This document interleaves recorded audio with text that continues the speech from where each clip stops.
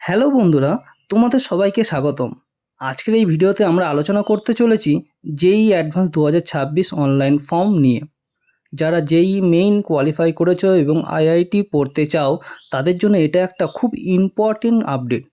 তাই ভিডিওটা শেষ পর্যন্ত দেখো, যাতে কোনো ইম্পর্টেন্ট ইনফরমেশান মিস না হয়।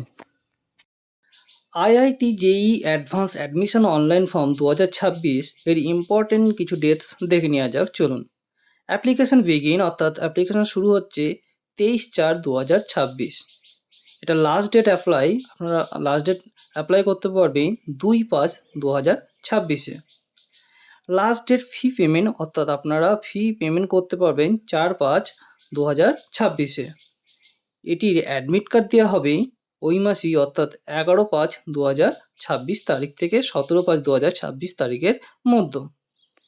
যেই অ্যাডভান্স এক্সাম হেল ডেট অর্থাৎ পরীক্ষাটা অনুষ্ঠিত হবে 17/5/2026 তারিখে এবং পরীক্ষার কিছুদিনের মধ্যে অর্থাৎ আনসার কি ডিসপ্লে অনলাইন অর্থাৎ আনসার কি শো করবে 25/5/2026 এবং এর কিছুদিনের মধ্যেই আপনাদের রেজাল্ট দেওয়া হবে অর্থাৎ রেজাল্ট ডেট 1/6/2026।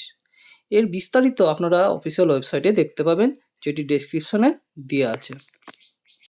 অ্যাপ্লিকেশান ফি এবার দেখে নেওয়া যাক কত কি ফি আছে। জেনারেল ওবিসিদের জন্য দিতে হবে 3200 টাকা, এসসি এসটি পিএইচ হলে এদের জন্য দিতে হবে 1600 টাকা এবং সমস্ত ফিমেলদের জন্য দিতে হবে 1600 টাকা।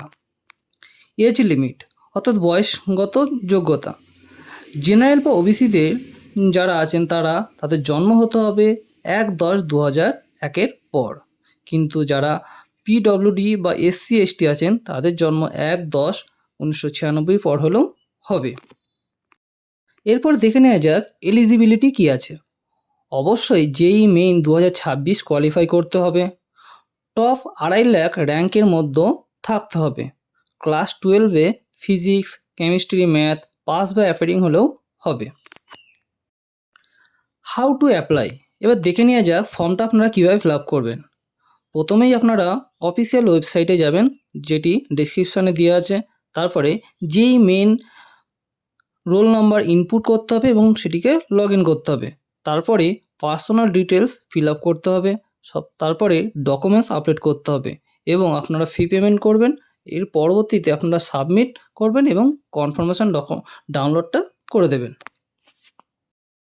গুরুত্বপূর্ণ একটা টিপস হলো, লাস্ট ডেটের আগে আপনারা যতটা পারবেন অ্যাপ্লাই করে নেওয়ার চেষ্টা করবেন, কারণ শেষের দিকে সার্ভার প্রবলেম হয়ে থাকে।